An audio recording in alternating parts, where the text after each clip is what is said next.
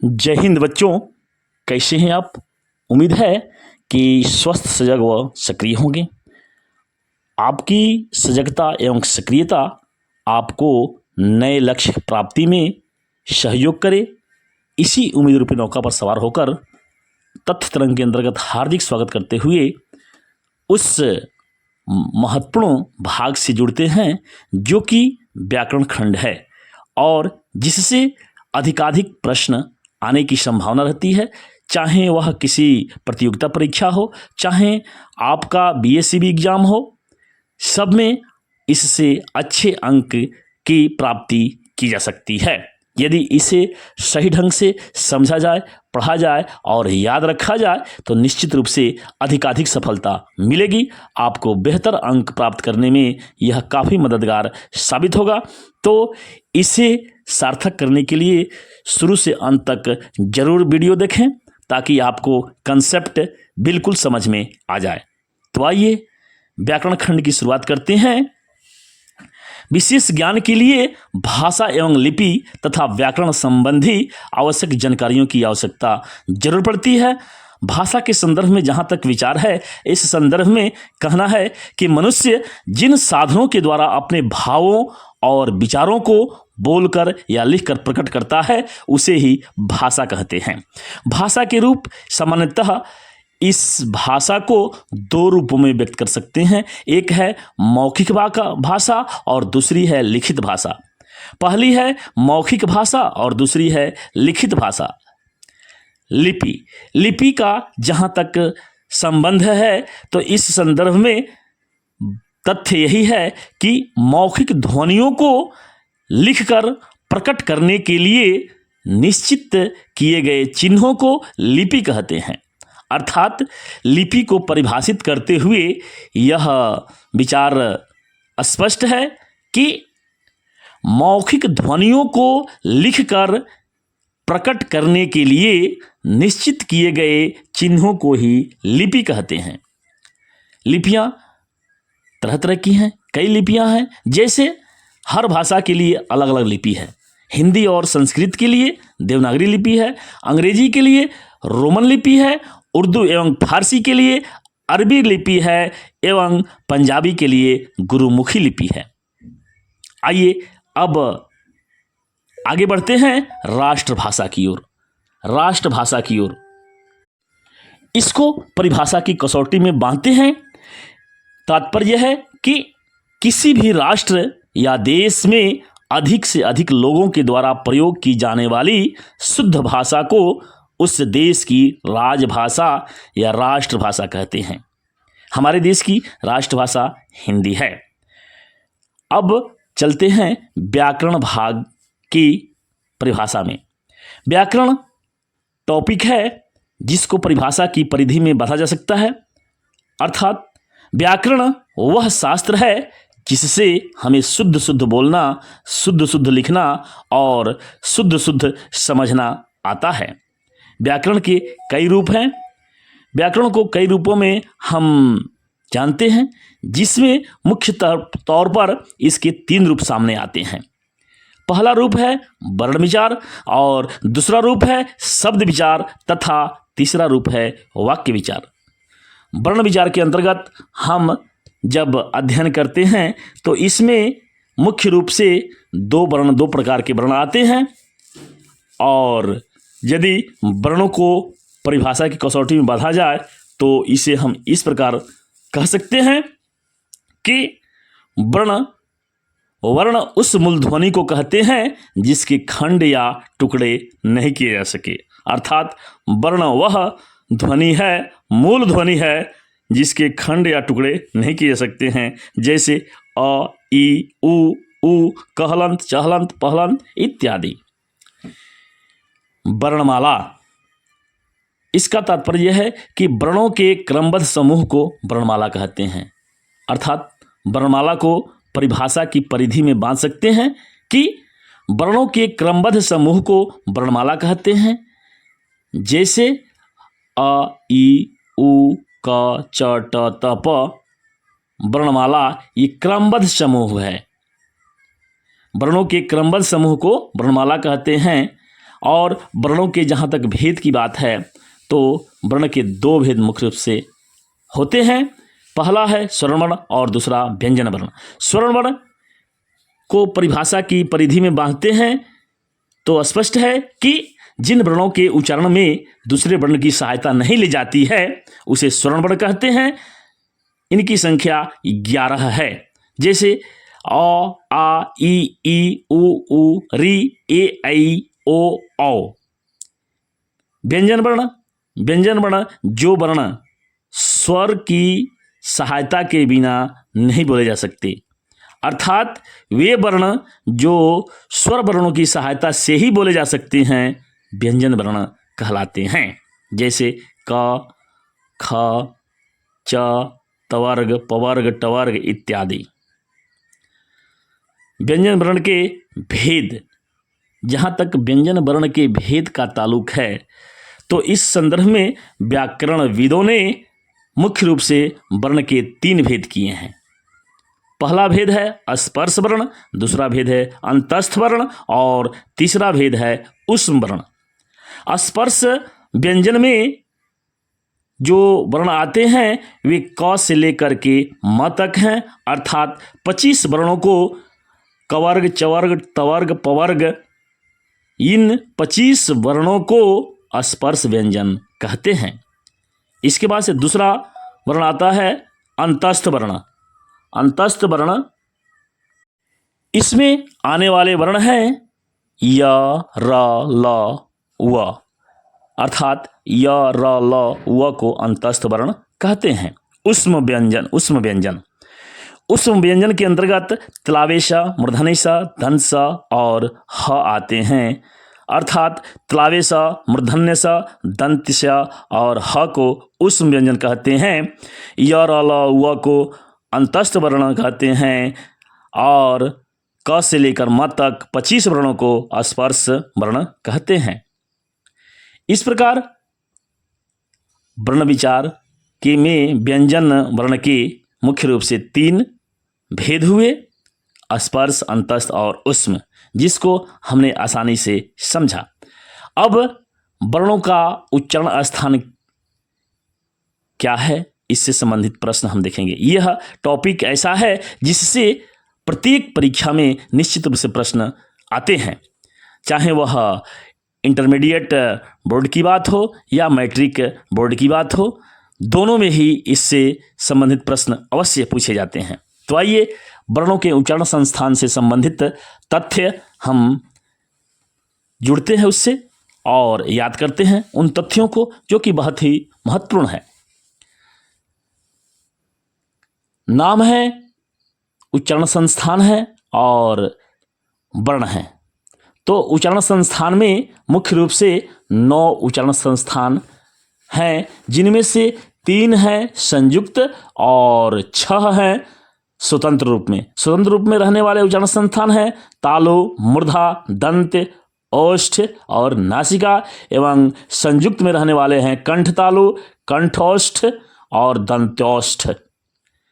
उच्चारण संस्थान की दृष्टि से हम देखते हैं कि जो कंठोष्ठ हैं अ, आ, कवर्ग, विसर्ग और ह, ये कंठस्थ वर्ण कहलाते हैं। अकुह विसर्जनीयानाम कंठः, अर्थात अ, आ, कवर्ग, विसर्ग और ह, यह इसके उच्चारण कंठ से किए जाते हैं। तालव्य में ई, चवर्ग, य और तलावेश का उच्चारण होता है, जिसका स्थान है तालु, अर्थात इचु यशानाम तालुः। ई चवर्ग और य और तलावेश मिलकर के इनका उच्चारण जैसो तालु से होता है। तीसरा सूत्र है ऋतु रसाणाम मूर्धा। ऋतु रसाणाम मूर्धा, अर्थात री, टवर्ग, र एवं मूर्धन्य स का उच्चारण मूर्धा स्थान से होता है। नाम, जो उच्चारण संस्थान का नाम है वह है मूर्धन्य। उसके बाद से दंत उच्चारण संस्थान है, उच्चारण स्थान दंत है। ऋतु रसाणाम मूर्धा, ऋतु लसानाम दंता। ली तवर्ग, ऋतु रसानाम दंता, ली तवर्ग लृ तवर्ग दंत श, ये इनका उच्चारण दंत से होता है। अब ओष्ठ की बारी है। तो इस संदर्भ में सूत्र है कि उपधमान्यानाम ओष्ठौ, अर्थात उ पवर्ग और उ पवर्ग इसका उच्चारण ओष्ठ से होता है। यमंगलानाम नासिकाश्च, अर्थात अनुस्वार अंग य अण न म, यानी वर्णों के स्पर्श वर्णों के पंचवा वर्ण नासिक के से उच्चारण होता है। अगले 3 संयुक्त वर्ण है कंठ तालु, कंठोष्ठ और दंत्योष्ठ। तो कंठ तालु का उच्चारण संस्थान है ए ऐ, अर्थात ए ऐ का उच्चारण स्थान कंठ तालु है। ओ औ का उच्चारण स्थान कंठोष्ठ है, कंठोष्ठ है। ओ कंठ और ओष्ठ से उच्चारण इसका होता है। व दंत्योष्ठ, अर्थात व का उच्चारण स्थान दंत्योष्ठ है। इस प्रकार 9 स्थान है और उच्चारण संस्थान भी 9 है। अब हम उस भाग से जुड़ते हैं जो है शब्द विचार। शब्द विचार यानी शब्द को यदि परिभाषा की परिधि में बांटें तो उसकी तथ्य, उससे संबंधित जो तथ्य आता है वह है कि एक या अनेक वर्णों से बनी हुई स्वतंत्र और सार्थक ध्वनि को शब्द कहते हैं, अर्थात वर्णों के सार्थक मेल को शब्द कहते हैं। इस प्रकार शब्द का अर्थ स्पष्ट हो जाता है। उदाहरण स्वरूप हम देख सकते हैं जैसे विद्यालय है, कमल है, घर है इत्यादि। प्रयोग की दृष्टि से और विविध दृष्टि से शब्दों के भेद के बारे में परिचय हम जानेंगे और उससे, उस ज्ञान से जुड़ेंगे जो कि परीक्षा के लिए बहुत ही महत्वपूर्ण होगा। शब्द विचार के तहत अगर हम शब्दों के वाक्य में प्रयोग पर विचार करें, उस पर चिंतन करें, तो इस दृष्टि से शब्द के 8 भेद होते हैं। पहला है संज्ञा, दूसरा है सर्वनाम, तीसरा विशेषण, चौथा क्रिया और 5वां क्रिया विशेषण, छठा संबंध कारक, 7वां योजक और 8वां है विस्मयादि बोधक। इसे संस्कृत में विशेष्य के नाम से भी जानते हैं और इसके पहले जो विशेषण का प्रयोग होता है उसे विशेष विशेषण के भी नाम से जाना जाता है। ये संस्कृत की बात है। अब आइए संज्ञा के बारे में हम अध्ययन करते हैं और उसके विशेष तथ्य से जुड़ते हैं।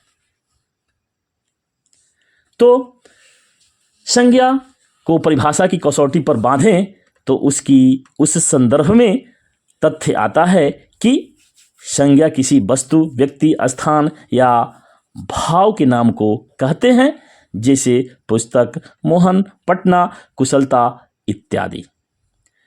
संज्ञा के भेद के संदर्भ में अगर हम बात करें तो इससे जुड़ी हुई तथ्य आपके सामने प्रस्तुत है कि संज्ञा के 5 भेद होते हैं जो कि इस प्रकार हैं। नंबर 1 व्यक्तिवाचक संज्ञा, नंबर 2 जातिवाचक संज्ञा, नंबर 3 भाववाचक संज्ञा, नंबर 4 समूहवाचक संज्ञा और नंबर 5 द्रव्यवाचक संज्ञा। यदि परिचय की दृष्टि से आप इसे परिचय करें तो व्यक्तिवाचक संज्ञा का तात्पर्य जहाँ से व्यक्ति विशेष का बोध हो उसे व्यक्तिवाचक संज्ञा कहते हैं, जैसे राम, दिल्ली, रामचरितमानस हो गया, पटना, नालंदा, पुस्तक इत्यादि। दूसरी तरफ शब्द है, दूसरे भेद हैं जातिवाचक संज्ञा, अर्थात जिस संज्ञा के रूप से पूरी जाति का बोध हो उसे जातिवाचक संज्ञा कहते हैं, जैसे मनुष्य, नदी, वृक्ष, पुस्तक इत्यादि। भाववाचक संज्ञा से तात्पर्य है कि जिससे भाव का बोध हो, जैसे मिठास, शत्रुता, बचपन, लड़कपन इत्यादि।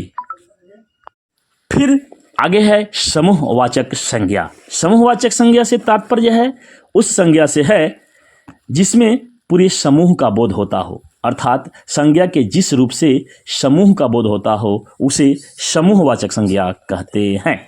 जैसे सेना, सभा, कक्षा, संघ, मंडली, मेला इत्यादि।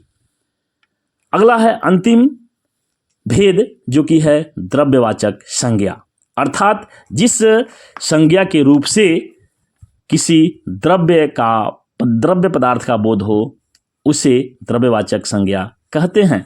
जैसे सोना, चांदी, लोहा, घी, तेल, पानी इत्यादि। अब हम आगे बढ़ते हैं और जुड़ते हैं संज्ञा निर्माण के टॉपिक से, जो कि बहुत ही महत्वपूर्ण टॉपिक है और इससे शब्द ऐसे आते हैं जो आपकी परीक्षा में बनाने के लिए दिए जाते हैं। संज्ञा से भाववाचक संज्ञा में बदलाव। मनुष्य जातिवाचक संज्ञा है, इसका भाववाचक संज्ञा मनुष्यता हो गया। आदमी से आदमियत, आदमीयता। नर से नरता। इसी प्रकार इंसान से बना हुआ भाववाचक संज्ञा है इंसानियत। बालक से बालकपन, बच्चा से बचपन। इसी तरह से दोस्त से बना हुआ भाववाचक शब्द है दोस्ती। अध्यक्ष से अध्यक्षता, बूढ़ा से बुढ़ापा, मानव से मानवता, राष्ट्र से राष्ट्रीयता, माता से मातृत्व, पिता से पितृत्व। सर्वनाम से भाववाचक संज्ञा यदि बनाते हैं तो इस संदर्भ में जो उदाहरण आते हैं वे कुछ प्रमुख हैं। मम से ममता, अपना से अपनापन, निज से निजत्व, मैं से मैंपन, तुम से तुमत्व। इस प्रकार कुछ विशेषण से भी भाववाचक संज्ञा बनता है। भाववाचक संज्ञा जो विशेषण से बने उसके कुछ उदाहरण द्रष्टव्य हैं कि सुंदर जो विशेषण है इससे भाववाचक संज्ञा बनती है सुंदरता। इसी प्रकार बुरा से बुराई, सुस्त से सुस्ती, लघु से लघुत्व। लघु जो विशेषण है उसका भाववाचक संज्ञा लघुत्व हो गया। लाल से लालिमा, बेईमान से बेईमानी, बहुत से बहुतायत। अर्थात बहुत जो विशेषण है इससे भाववाचक संज्ञा बहुतायत होगी। इसी प्रकार बड़ा से बड़ाई, पीला से पीलापन, उजला से उजाला, छोटा से छोटाई, उच्च से उच्चता, अच्छा से अच्छाई। फिर यदि क्रिया से भाववाचक संज्ञा बनाएं तो इससे भी संबंधित उदाहरण परीक्षाओं में दे दिए जाते हैं। जैसे पढ़ना। पढ़ना क्रिया है और इस पढ़ना क्रिया को भाववाचक संज्ञा में बदलें तो होगा पढ़ाई। इसी प्रकार लिखना क्रिया है, भाववाचक संज्ञा लिखाई हो जाएगा या लिखावट। इसी प्रकार आना से आन, उड़ना से उड़न। इसी प्रकार खांसना से खांसी शब्द होगा, कहना से कहावत होगा। कहना क्रिया है और भाववाचक संज्ञा कहावत हो जाएगा। इसी प्रकार कटना। कटना क्रिया है और भाववाचक संज्ञा कटनी हो जाएगा। इसी तरह से गिनना क्रिया है और गिनती भाववाचक संज्ञा हो जाएगी। ठीक इसी प्रकार चहकना से चहक, झगड़ना से झगड़ा, छेदना से छिदाई, थकना से थकान, पूजना से पूजा इत्यादि उदाहरण हैं। अव्यय से भाववाचक संज्ञा। कभी कभी परीक्षा में अव्यय शब्दों से भी भाववाचक संज्ञा बनाने को कह दिया जाता है। इसके उदाहरण द्रष्टव्य हैं कि दूर। दूर अव्यय है जिसका भाववाचक संज्ञा दूरी हो जाएगी। निकट भी अव्यय है जिसका भाववाचक संज्ञा है निकटता। इसी प्रकार खूब से खूबी। सर्वनाम। तो आइए अब हम सर्वनाम से जुड़ते हैं जो कि बहुत ही महत्वपूर्ण टॉपिक है। इससे भी प्रश्न आने की संभावना बनी रहती है परीक्षा में। तो आइए सर्वनाम से जुड़ते हैं। परिभाषा की कसौटी में जब इसे हम बांधते हैं तो तथ्य ये सामने आते हैं कि संज्ञा के स्थान पर प्रयुक्त होने वाले शब्दों को सर्वनाम कहते हैं। अर्थात संज्ञा की जगह पर जिस शब्द का प्रयोग होता है उसे सर्वनाम कहते हैं। जैसे उदाहरण के लिए है कि वह, मैं, तुम, यह इत्यादि। जहाँ तक सर्वनाम के भेद का प्रश्न है तो इस संदर्भ में व्याकरणविदों ने इसे 6 रूपों में विभक्त किया है। पहला रूप है पुरुषवाचक सर्वनाम, दूसरा है निश्चयवाचक सर्वनाम, तीसरा है अनिश्चयवाचक सर्वनाम, चौथा है प्रश्नवाचक सर्वनाम और पांचवा है संबंधवाचक सर्वनाम, छठा है निजवाचक सर्वनाम। जहाँ तक उदाहरण की बात है, पुरुषवाचक सर्वनाम में मैं, तुम, आप, वह इत्यादि आते हैं। पुरुषवाचक सर्वनाम में मैं यानी हम, तू यानी तुम या आप, वह यानी यह या आप, ये सब पुरुषवाचक सर्वनाम है। निश्चयवाचक सर्वनाम में जहाँ निश्चय का बोध हो, जैसे यह, वह, यह निकट के लिए है और वह दूर के लिए है। अनिश्चयवाचक सर्वनाम, जिस सर्वनाम से अनिश्चितता का बोध हो उसे अनिश्चयवाचक सर्वनाम कहते हैं। जैसे कोई, क्या। प्रश्नवाचक सर्वनाम, जिस सर्वनाम से प्रश्न पूछने की बात हो उसे प्रश्नवाचक सर्वनाम कहते हैं। जैसे कौन, कहाँ, क्या इत्यादि। संबंधवाचक सर्वनाम, जिस सर्वनाम से संबंध का बोध होता हो वह संबंधवाचक सर्वनाम है। जैसे जो, सो, वह। निजवाचक सर्वनाम, अर्थात जिससे निजता का बोध हो उसे निजवाचक सर्वनाम कहते हैं। जैसे आप, स्वयं, खुद। इस प्रकार सर्वनाम से हम परिचित हुए। अब टॉपिक है विशेषण, अर्थात विशेषण जो कि बहुत ही महत्वपूर्ण टॉपिक है। यह कई बार परीक्षा में पूछा जा चुका है कि विशेषण की परिभाषा और विशेषण के भेद। तो आइए इससे जुड़ी हुई तथ्यों से हम जुड़ाव करते हैं। जहाँ तक परिभाषा की बात है, इस संदर्भ में तथ्य है कि जो शब्द संज्ञा या सर्वनाम की विशेषता बतलाने में सक्षम होते हैं उन्हें ही हम विशेषण कहते हैं। अर्थात जिस शब्द के द्वारा संज्ञा या सर्वनाम की विशेषता प्रकट की जाती है उस शब्द को विशेषण कहते हैं। जैसे अच्छा, काला, परिश्रमी इत्यादि। विशेषण के भेद का जहाँ तक बात है तो यह मुख्य रूप से 4 प्रकार के होते हैं जो कि परीक्षा में आया हुआ तथ्य है। पहला है गुणवाचक सर्वनाम, जिससे गुण का बोध होता है। जैसे अच्छा, भला, नम्र, सुशील, दानी इत्यादि। इसी प्रकार संख्यावाचक सर्वनाम है, जिस विशेषण से गुणवाचक विशेषण जिससे गुण का बोध होता है। संख्यावाचक विशेषण अर्थात जिस विशेषण से संख्या का बोध होता हो वह संख्यावाचक विशेषण है। जैसे 10 छात्र, 2 दर्जन, कई लड़के, हजारों लोग इत्यादि। परिमाणवाचक विशेषण, परिमाणवाचक विशेषण जिस विशेषण से परिमाण यानी मात्रा का बोध होता है वह परिमाणवाचक विशेषण है। जैसे 4 लीटर, 10 किलो, कुछ भोजन, बहुत घी इत्यादि। सार्वनामवाचक विशेषण यानी सार्वनामिक विशेषण, यह विशेषण सर्वनाम से संबंधित है। जैसे यह लड़का, वह लड़की, वह गाय इत्यादि। इस प्रकार विशेषण के 4 भेद हुए: गुणवाचक विशेषण, संख्यावाचक विशेषण, परिमाणवाचक विशेषण और सार्वनामवाचक विशेषण। अब हम व्याकरण के उस बिंदु से जुड़ते हैं जो है क्रिया।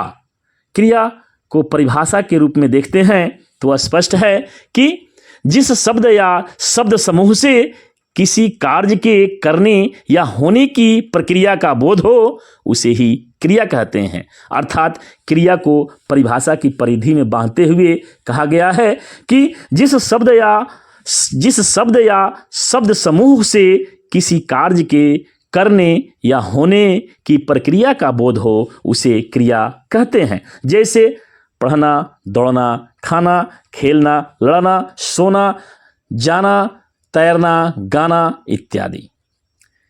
जहाँ तक क्रिया के भेद का प्रश्न है तो इस संदर्भ में अर्थ के आधार पर क्रिया के मुख्य रूप से दो भेद स्वीकार किए गए हैं।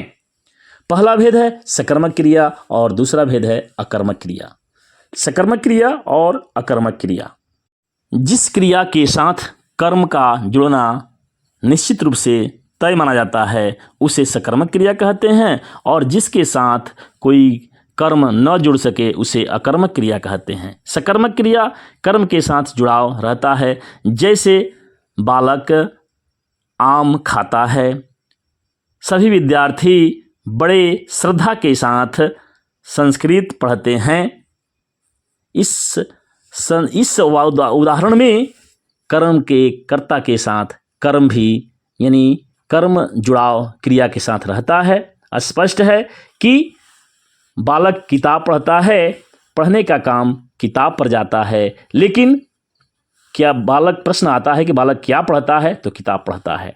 इसी प्रकार हम लोग प्रतिदिन सिनेमा देखते हैं, देखने का कार्य क्या देखते हैं, सिनेमा देखते हैं, लेकिन वह रोता है, क्या रोता है, क्यों रोता है, इसका उत्तर नहीं मिलता है। यह अकर्मक क्रिया होती है। इस तरह की क्रियाएं।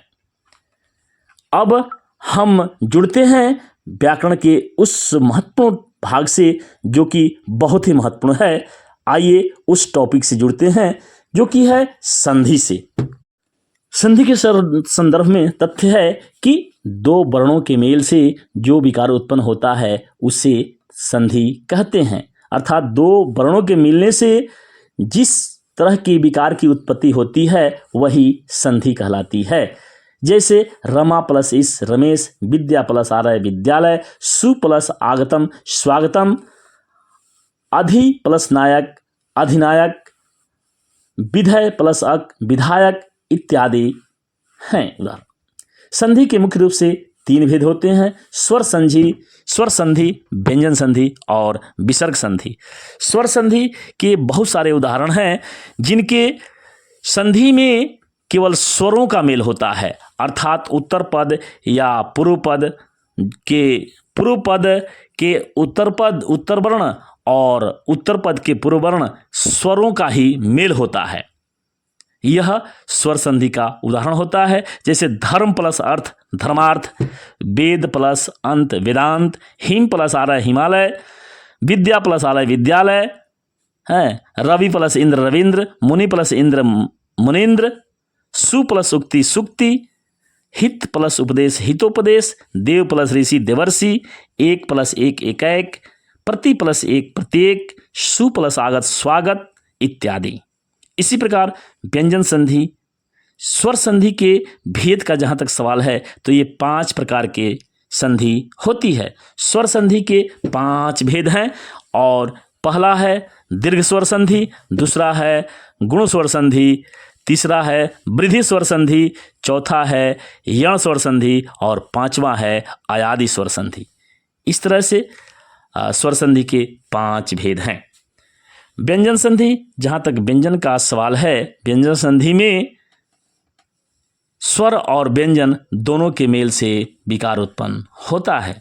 इसमें निश्चित रूप से एक विशेष पहचान होती है, हलंत जरूर इसमें रहता है, अर्थात जिस स्वर संधि में हलंत मिले उसे निश्चित रूप से व्यंजन स्वर संधि समझ लेना चाहिए। इसी प्रकार विसर्ग संधि का जहाँ तक ताल्लुक है, विसर्ग संधि में भी विशेष पहचान यही होती है कि उसमें यदि विसर्ग दिया हो, पूर्व पद में पूर्व पदांत वर्ण विसर्ग हो तो निश्चित रूप से वह विसर्ग संधि के उदाहरण में गिना जाता है।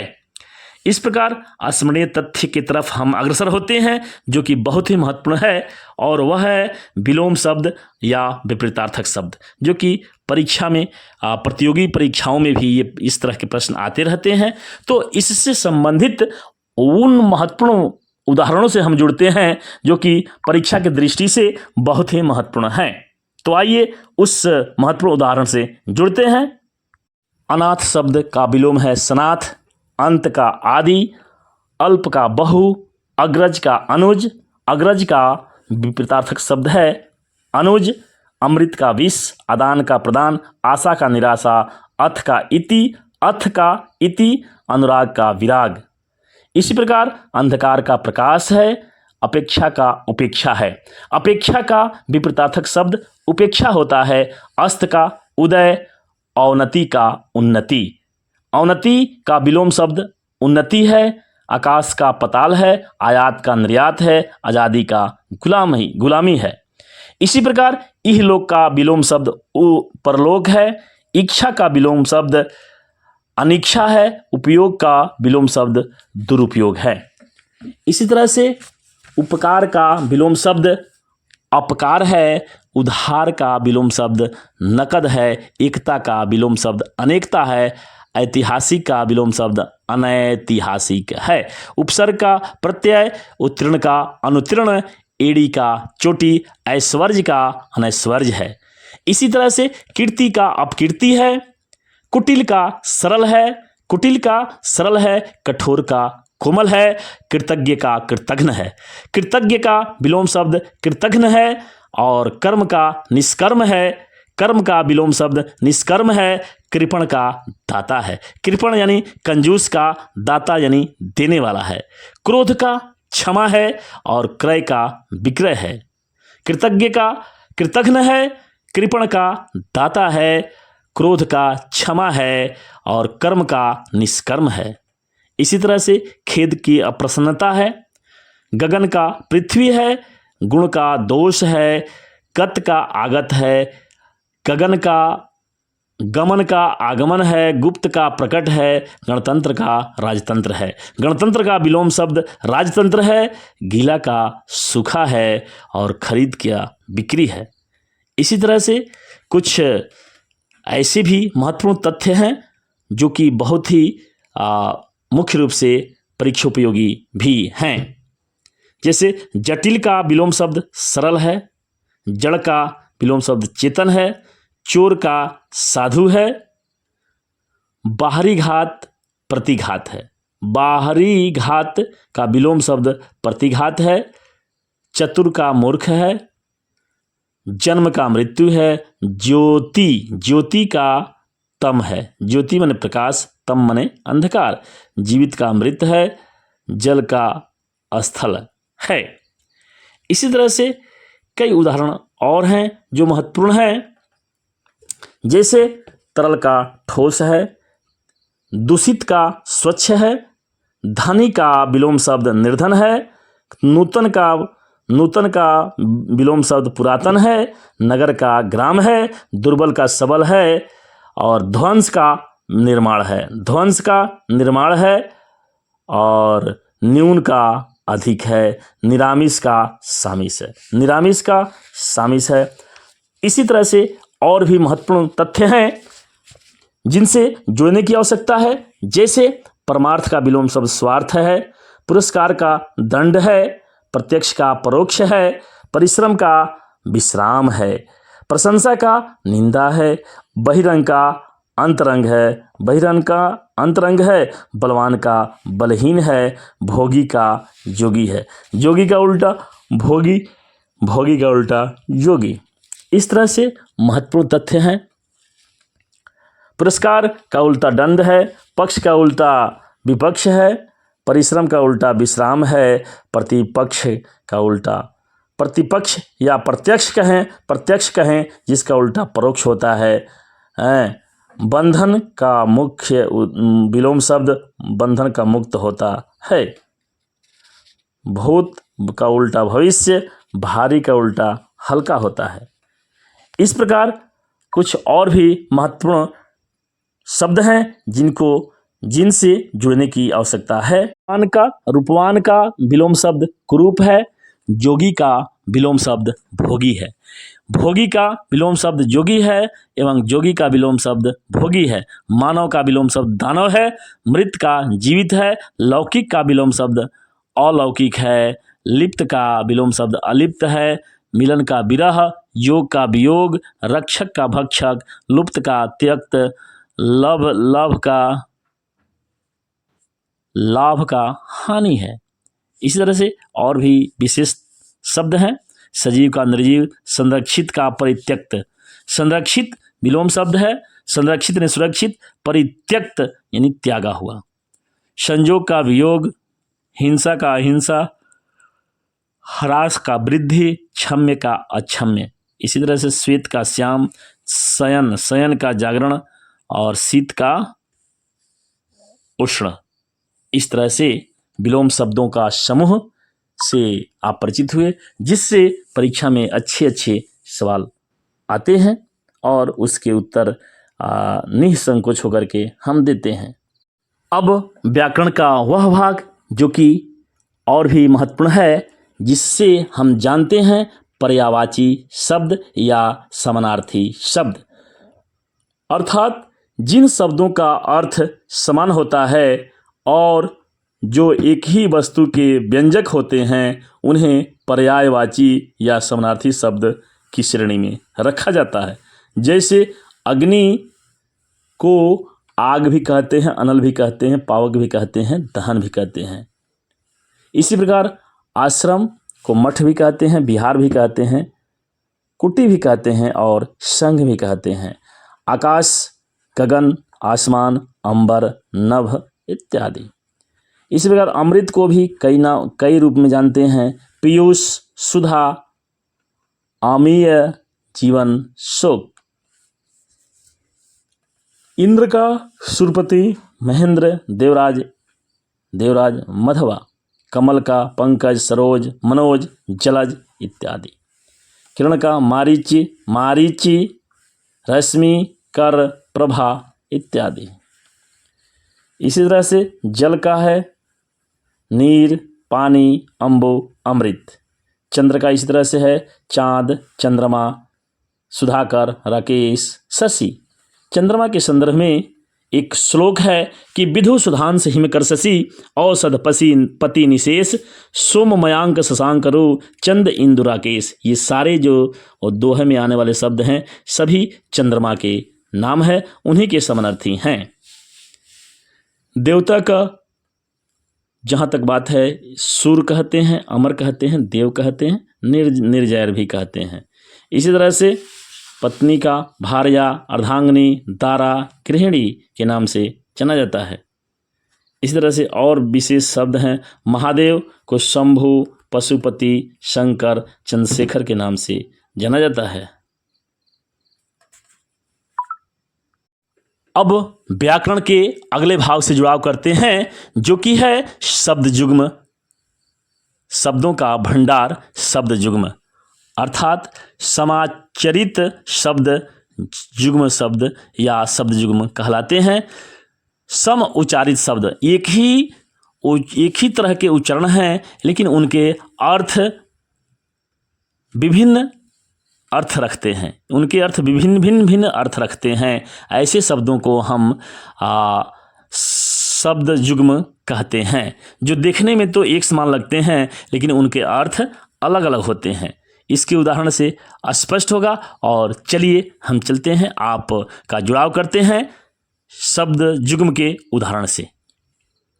तो पहला जुड़ा है अंश, अपर बिंदी, दंश, अंश माने कंधा, और अंश अपर अंशवार अन, तलावे श, अंश माने हिस्सा, और उस अंश का माने कंधा। अनिल माने हवा, अनल माने आग। थोड़ा सा फर्क, फिर भी अर्थ बहुत अलग अलग। अपेक्षा माने इच्छा, उपेक्षा माने निरादर। इस तरह से अवधि माने काल, समय, इस अवधि का मतलब अवध। इस प्रकार बहुत सारे उदाहरण हैं। जैसे कली क ल पर दीर्घिकार, कली का अर्थ हुआ अधकिला फूल।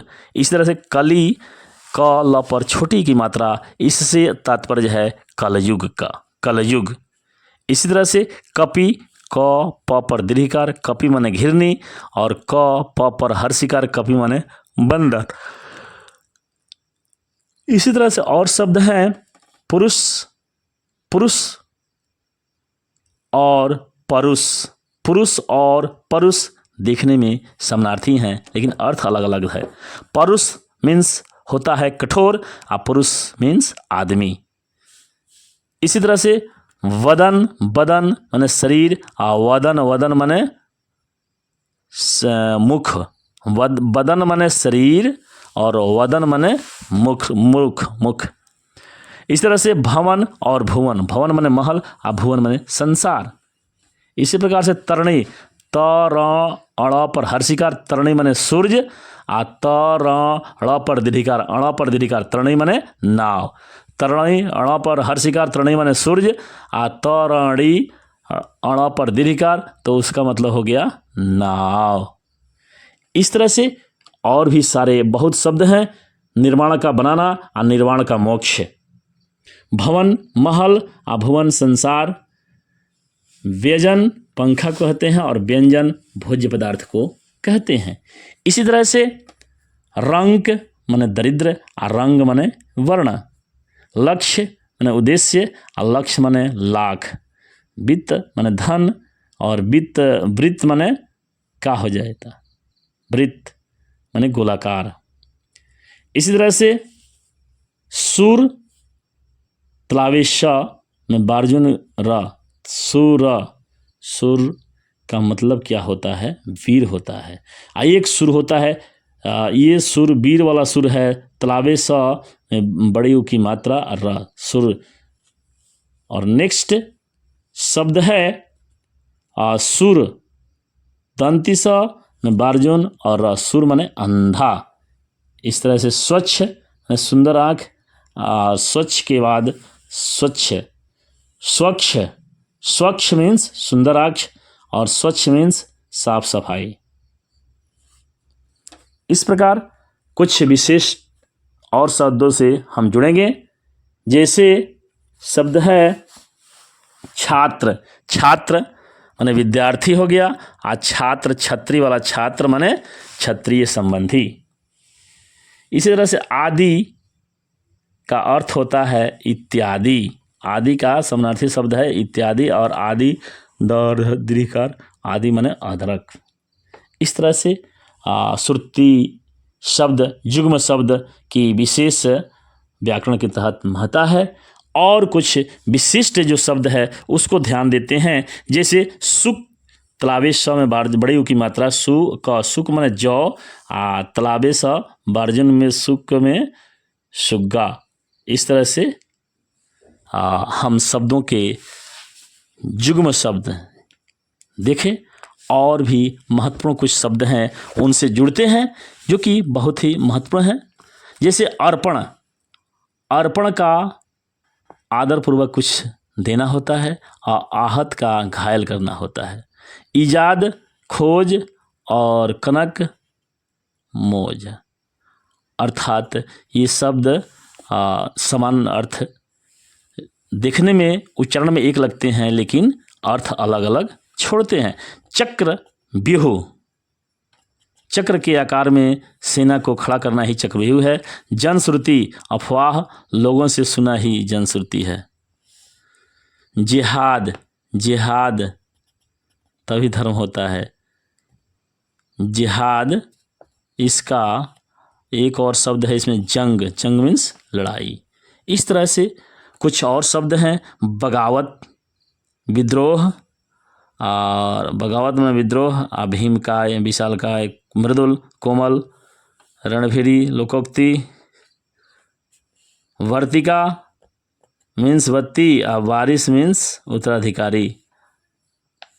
रणभेरी, युद्ध के प्रारंभ की सूचना देने वाले बाजी को रणभेरी कहते हैं। और फिर जैसे 2 दिन के बाद से उसकी आगे की कार्रवाई शुरू की जाती है। तो इस तरह से अब हम जुड़ते हैं व्याकरण के उस भाग से जो कि निश्चित रूप से परीक्षा में आता है और उससे 2 या 3 नंबर के प्रश्न जरूर आते हैं। तो आइए उस टॉपिक से जुड़ते हैं जो कि है मुहावरा। मुहावरा का अंश हम मुहावरा के अंश से जान पहचान करेंगे एवं लोकोक्तियों से भी जुड़ाव करेंगे। यदि मुहावरा और लोकोक्ति में अंतर देखा जाए तो स्पष्ट है कि मुहावरा उस वाक्यांश को कहते हैं जिसके प्रयोग से वाक्य में विलक्षणता उत्पन्न हो जाती है। अर्थात शब्दों का वह समूह जिसके प्रयोग से वाक्य में विलक्षणता उत्पन्न हो जाए, वही जो है सो मुहावरा कहलाता है। इसका अर्थ है कि अंगूठा दिखाना, परंतु अंगूठा दिखाना साधारण रूप में एक अर्थ है और इसके माध्यम से लोकोक्ति और मुहावरे का उदाहरण देना है। तो आइए जुड़ते हैं उस उदाहरण से। तमाम करना अर्थात मार देना, खिल्ली उड़ाना अर्थात हंसी उड़ाना, खून खौलना यानी जोश में आना, गड़े मुर्दे को उखाड़ना यानी दबी हुई बातें फिर से उभारना। इस तरह से इसमें मुहावरे और लोकोक्ति, जहाँ तक मुहावरे और लोकोक्ति का प्रश्न है, तो इस संदर्भ में तथ्य है कि लोकोक्तियाँ या कहावतें उन्हें कहते हैं जो कि पूरे वर्ष यहाँ कुछ, अर्थात लोकोक्ति का तात्पर्य है कि लोकोक्तियाँ या कहावतें उन्हें कहते हैं जो पूरे वाक्य के समान होते हैं और साधारण अर्थ को छोड़कर कोई विशेष अर्थ प्रकट करते हैं। जैसे अंधों में काना राजा का विशेष अर्थ है मूर्खों में थोड़ा पढ़ा लिखा भी होगा तो वह चल जाएगा। इस तरह से और भी लोकोक्तियाँ हैं। पहले उदाहरण, मुख्य रूप से प्रमुख उदाहरण देखते हैं। जैसे है उल्टी गंगा बहाना अर्थात प्रतिकूल कार्य करना। उल्टी गंगा बहाना अर्थात प्रतिकूल कार्य करना। एक आंख से देखना अर्थात बराबर मानना। इस तरह से अंग टूटना अर्थात थकान दूर होना। अंगारे बरसना यानी अत्यंत क्रोध होना। कलेजा ठंडा होना यानी संतोष होना। एक और एक 11 होना अर्थात मेल में शक्ति होना। एक और एक 11 होना अर्थात मेल में शक्ति होना है। कलेजा ठंडा होना अर्थात संतोष होना। इस तरह से कई ऐसे शब्द हैं और मुहावरे हैं जो कि बहुत ही उपयोगी हैं। कुछ और से जुड़ते हैं। जैसे तूती बोलना यानी प्रभाव जमाना। 3-13 होना यानी बिखर जाना। 3-13 होना यानी बिखर जाना। दांत पीसना यानी क्रोध कर लेना। इसी तरह से आगे भी देख सकते हैं और उससे जुड़ करके फायदा उठा सकते हैं। परीक्षा के उपयोगी तथ्य भी तैयार कर सकते हैं।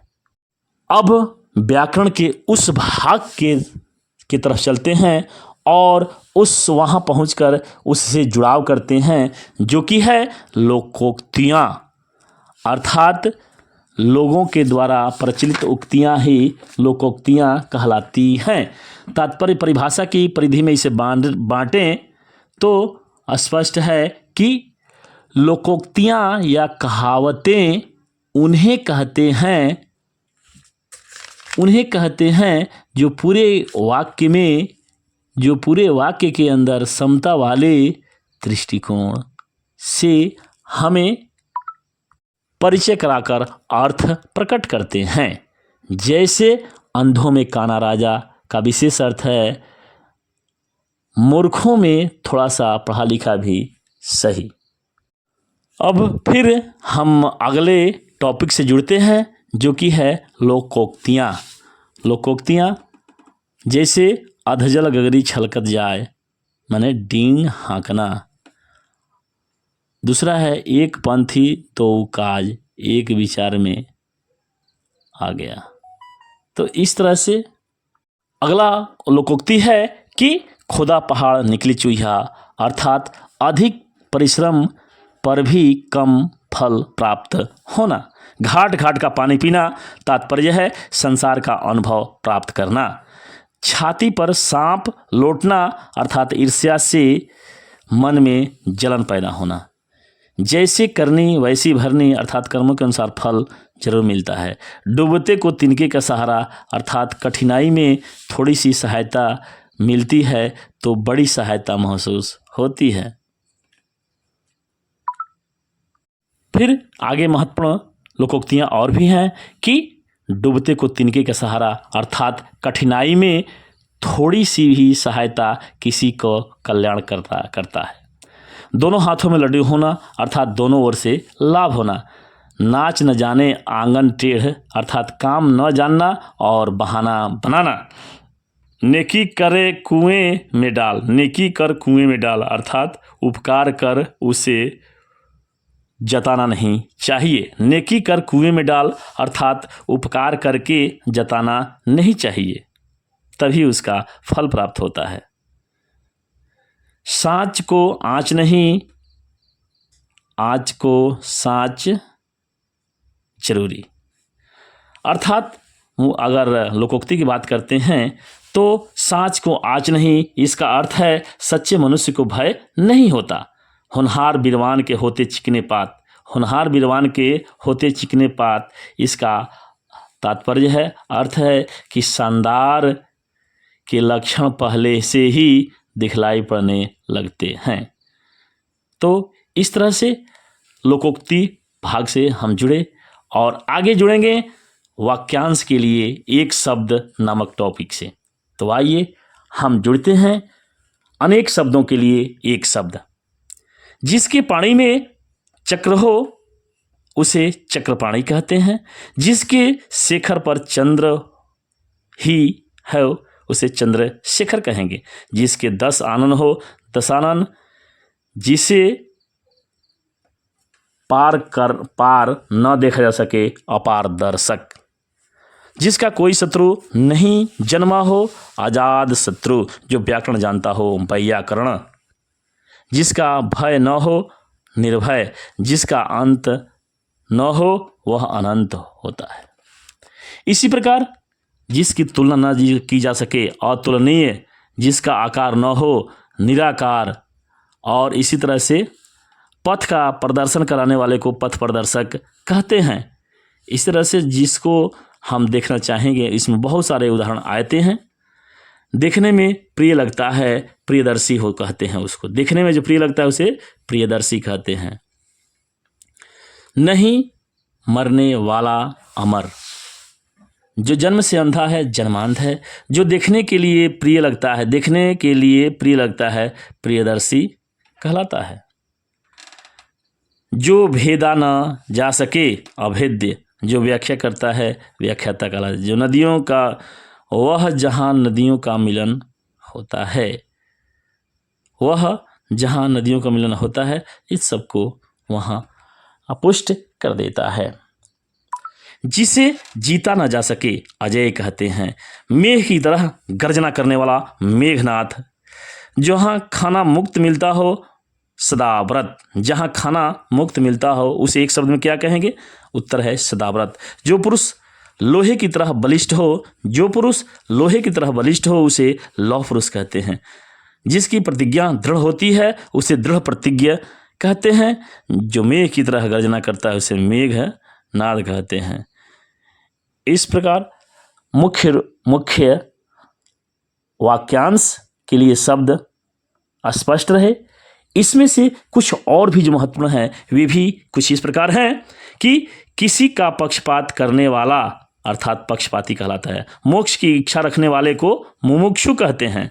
जिस पुस्तक में 8 अध्याय हो उसे अष्टाध्यायी कहते हैं और सबको समान दृष्टि से देखने वाला समदर्शी कहलाता है। इसी प्रकार जिस स्त्री का कोई संतान न हो उसे बाँझ कहते हैं। जो व्याख्या करता हो व्याख्याता कहेंगे। और जो लौह कटवाना, शत्रु को शत्रु से नाश करना। जिस पुस्तक में 8 अध्याय हो अष्टाध्यायी कहलाएगा। मोक्ष की इच्छा रखने वाले को मुमुक्षु कहते हैं।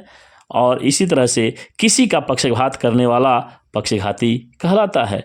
जो सबको समान दृष्टि से देखने वाला हो उसको क्या कहते हैं? उसको जो समान दृष्टि से सबको देखने वाला होता है उसे समदर्शी कहते हैं। इस तरह से अगली कड़ी से हम जुड़ते हैं उपसर्ग और प्रत्यय। अर्थात उपसर्ग और प्रत्यय में क्या अंतर है। उपसर्ग को परिभाषा की कसौटी पर कसते हैं तो तथ्य सामने आता है कि उपसर्ग वह शब्दांश है जो किसी शब्द के पहले लगकर उसके अर्थ व स्वरूप में बदलाव लाता है, अर्थात वैसा शब्दांश जो किसी शब्द के पूर्व लगकर उसके अर्थ व स्वरूप में बदलाव लाए वही उपसर्ग कहलाता है। जैसे प्र प्लस मान प्रमाण, अभि प्लस मान अभिमान, अभि प्लस सार अभिसार इत्यादि। इसी प्रकार प्रत्यय का जहाँ तक प्रश्न है तो प्रत्यय को भी परिभाषा की परिधि में बांधते हैं। तो इस संदर्भ में तथ्य है कि प्रत्यय उस शब्दांश को कहते हैं जो किसी शब्द के अंत में लगकर उसके अर्थ व स्वरूप में बदलाव लाता है। जैसे पढ़ना से पढ़ाई, बुढ़ापा, बूढ़ा से बुढ़ापा, लड़का से लड़कपन इत्यादि। अगली कड़ी है समास। समास जो कि जब दो या दो से अधिक शब्द अपने बीच की विभक्तियों को त्याग कर आपस में मिलते हैं तो उस मिलने की प्रक्रम को ही समास कहा जाता है। इस समास को परिभाषा की कसौटी पर हम बांध कर देख लिए, अर्थात समास वह शब्द है, ऐसा शब्द है जो कि कुछ शब्द अपने बीच की विभक्तियों को त्याग करके मिलते हैं और इस प्रक्रिया को समास कहते हैं। जैसे अपाद मस्तक, पैर से लेकर मस्तक तक एक शब्द है और कई शब्दों का समूह है, इसमें बीच की विभक्तियां छूट जाती हैं तो एक शब्द बनता है अपाद मस्तक। दशानन, दस है आनंद जिनके अर्थात रावण। माखन चोर, माखन को चुराने वाला अर्थात माखन चोर। राजा का पुत्र राजपुत्र। इसी तरह से मुँह चोर, मुँह से चोर, मुँह चोर। रात और दिन, रात दिन इत्यादि। जहाँ तक समास के भेद का प्रश्न है तो समास के मुख्य रूप से 6 भेद होते हैं। पहला है द्वंद्व समास, द्वंद्व समास, द्विगु समास, तत्पुरुष समास, कर्मधारय समास, अव्ययी भाव समास और विशेष कर्मधारय समास। इस तरह से इस समास को एक पद के रूप में उसकी विशेष पहचान से संबंधित हम करके याद कर सकते हैं। बहुत ही सुंदर ढंग से उसे हम याद करके और शब्दों को पहचान सकते हैं। शब्द कौन सा समासिक शब्द किस समास के अंतर्गत आता है इससे हम जान सकते हैं। तो आइए उस टॉपिक से, उस सूत्र से जुड़ते हैं जो कि एक बहुत ही सुंदर ट्रिक भी होगा। तो वह एक छोटी सी कविता में है कि द्वंद्व में और छिपा रहता, द्विगु में संख्या पद आवत है। द्वंद्व में और छिपा रहता, द्विगु में संख्या पद आवत है। बीच में कारक चिन्ह छिपे, तत्पुरुष समास कहावत है। बीच में कारक चिन्ह छिपे, तत्पुरुष समास कहावत है। पहला पद अव्यय से अव्ययी, पहला पद अव्यय से अव्ययी, बहुब्रीहि में अन्य प्रधान रहे। पहला पद अव्यय से अव्ययी, बहुब्रीहि में अन्य प्रधान रहे। पहला पद जान विशेषण है, कर्मधारय नाम गिनावत है। पहला पद जान विशेषण है, कर्मधारय नाम गिनावत है। अर्थात ये जो समास के भेद हैं 6, ये 6 भेद जो है सो निश्चित रूप से इस एक छोटी सी पद्य में आ जाते हैं और इसको याद करने से निश्चित रूप से उसकी पहचान हमें पहचान करने में आसानी हो जाती है। इसी तरह से कारक हैं, कारक के जो 8 भेद हैं उसे भी हम याद रखते हैं तो चिन्ह के साथ वह परीक्षोपयोगी प्रश्न बन जाता है। यह संस्कृत के विषय के लिए भी और हिंदी के लिए भी परम आवश्यक तथ्य सामने बन करके आता है। यह है कारक, यानी इसके 8 भेद होते हैं। वाक्य के अंतर्गत क्रिया को पूर्ति करने के लिए जब शब्द विभिन्न प्रकार के चिन्हों के साथ आकर के मिलते हैं और क्रिया का समर्थन करते हैं, क्रिया के अर्थ को स्पष्ट करते हैं, तो वैसे चिन्हों को, उन चिन्हों को कारक के रूप में जाना जाता है। ये मुख्य रूप से 8 प्रकार के होते हैं जो चिन्ह के साथ हैं। कर्ता, निष्ण, कर्म को करण से संप्रदान के लिए, आपादान से संबंध, का, के अधिकरण में पर, संबंध का के की अधिकरण में पर, संबोधन हे अरे अहो अजी। इस तरह आप इस वीडियो से शुरू से अंत तक जुड़े रहे और यह कैसे व्याकरण के टॉपिक कैसे लगे ये निश्चित रूप से परीक्षा उपयोगी हैं।